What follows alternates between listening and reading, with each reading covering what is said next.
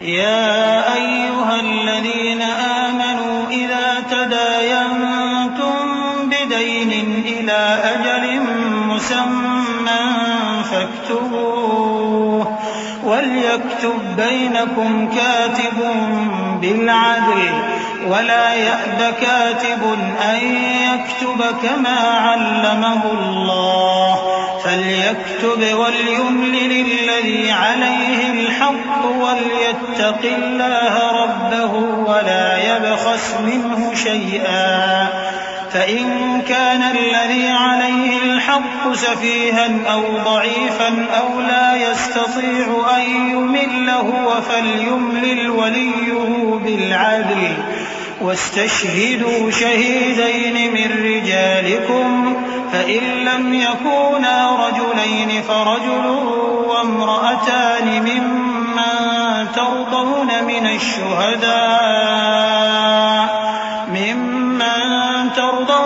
الشهداء أن تضل إحداهما فتذكر إحداهما الأخرى ولا يأبى الشهداء إذا ما دعوا ولا تسأموا أن تكتبوه صغيرا أو كبيرا إلى أجله ذلكم أقسط عند الله وأقوم للشهادة وأدنى ألا ترتابوا إلا أن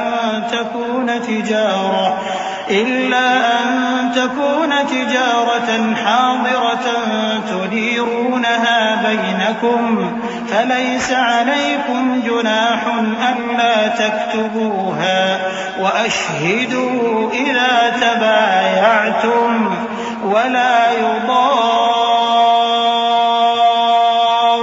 كاتب ولا شهيد وإن تفعلوا فإنه فسوق بكم واتقوا الله ويعلمكم الله والله بكل شيء عليم.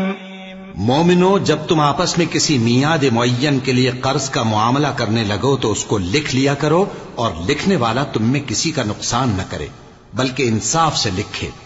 نیز لکھنے والا جیسا اللہ نے اسے سکھایا ہے لکھنے سے انکار بھی نہ کرے اور دستاویز لکھ دے.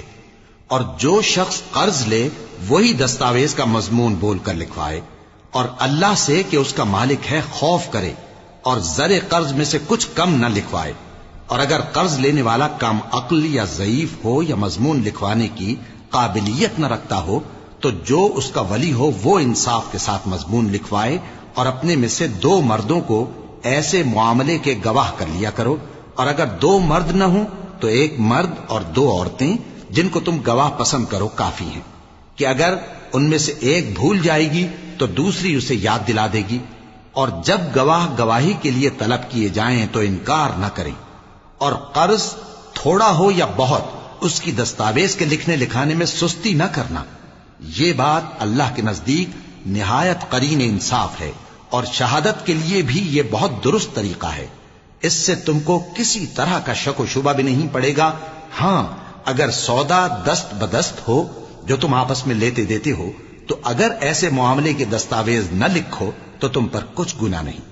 اور جب خرید و فروخت کیا کرو مثلا زمین جائیداد کی تو بھی گواہ کر لیا کرو. اور کاتب دستاویز اور گواہ معاملہ کرنے والوں کا کسی طرح کا نقصان نہ کریں. اگر تم لوگ ایسا کرو تو یہ تمہارے لیے گناہ کی بات ہے. اور اللہ سے ڈرو اور دیکھو کہ وہ تم کو کیسی مفید باتیں سکھاتا ہے اور اللہ ہر چیز سے واقف ہے.